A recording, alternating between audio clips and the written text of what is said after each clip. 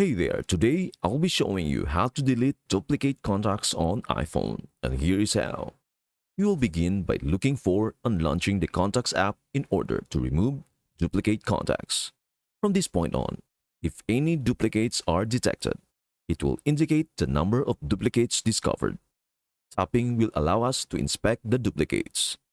You can choose to ignore the duplication so that it won't alert you to it again and just leave it as is. Staying in the contacts, or you can merge the contacts, which will simply combine all of the phone numbers and emails into one contact. At times, it may take a few days for the duplicates found notification to appear. If you are aware that duplicates exist on your device and you do not see the duplicates found message. I have encountered instances where I knew there were duplicates, but this message did not appear at first. Eventually, it did appear. It is just one of those things you have to be patient and wait for. Having said that, sometimes updating your software helps, and other times, turning the phone off and back on helps. I hope this helps. Thank you for watching, and we will see you in the next video.